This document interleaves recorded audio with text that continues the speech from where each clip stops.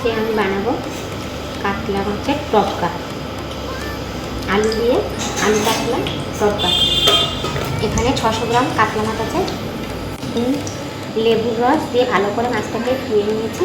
ধুয়ে আমি এখানে জল ঝরিয়ে রেখে দিচ্ছি। ভালো করে দিলাম এই বাটির মধ্যে সামান্য একটু সর্ষে তেল দিলাম, সামান্য একটু হলুদ, এখানে আছে জিরে, কালো জিরে আর সামান্য একটু রাঁধুনি, সব মশলা একসঙ্গে বেটে নিয়েছি। 2 চামচ আর দিয়ে দিলাম স্বাদ মতো লবণ। এখানে কাশ্মীরি লঙ্কার গুঁড়ো আছে একসঙ্গে।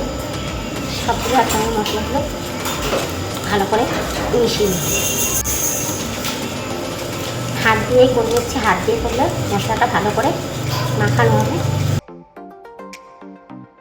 এবার আমি এই মাছগুলো যে ধুয়ে রেখেছিলাম সেই মাছগুলো এর মধ্যে দিয়ে দিচ্ছি।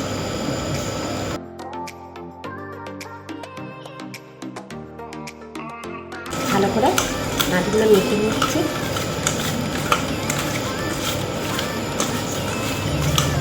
এইভাবে রান্না করলে এতটাই স্বাদ হয়, না খেলে বুঝতেই পারবে।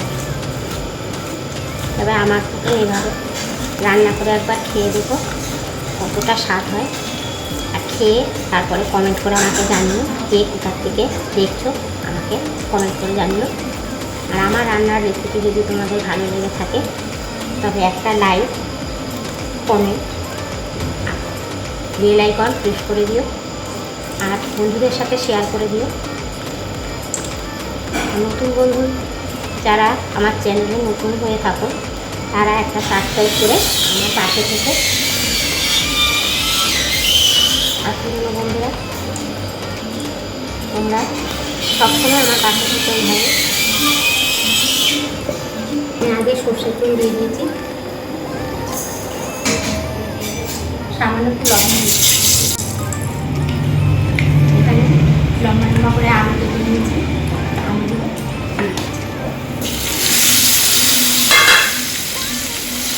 আলুগুলো ভালো করে ভেজে নেব। সামান্য একটু হলুদ দিয়ে দিই।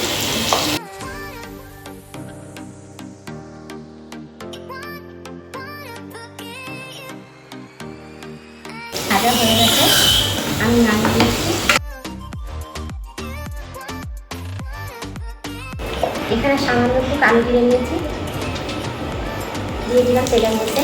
ফোড়নটা একটু ভেজে নেব। সুন্দর একটা মিষ্টি গন্ধ বেরিয়েছে।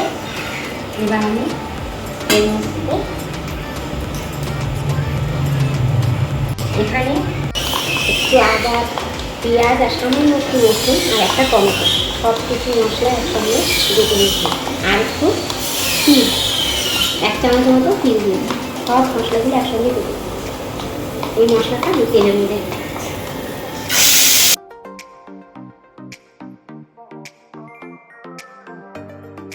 একটু জল দিই।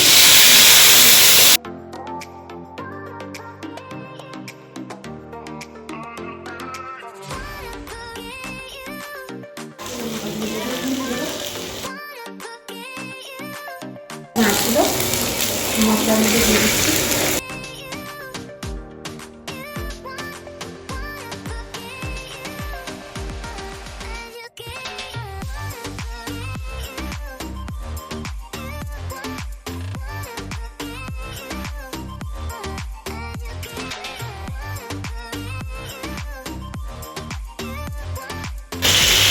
এখানে আলুতে ভেজে রেখেছিলাম, এই ভেজে রাখা আলুগুলো দিয়ে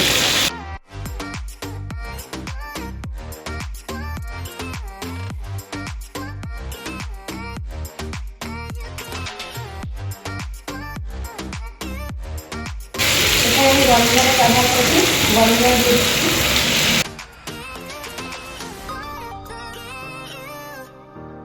সামান্য একটু লবণ দিয়ে দিচ্ছি। লঙ্কা ছেড়ে দিয়েছি আর একটা গোটা লঙ্কা দিচ্ছি। আর একটু ভালো করে মিশিয়ে নিচ্ছি।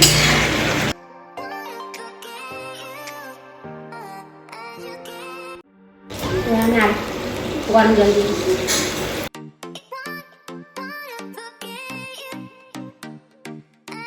দেখো বন্ধুরা কতটা দেখতে সুন্দর হয়েছে, তেমন লোভনীয়। তোমরা এরকম করে বানিয়ে একবার ছেড়ে দেবো, দারুণ লাগে। 10 মিনিটের জন্য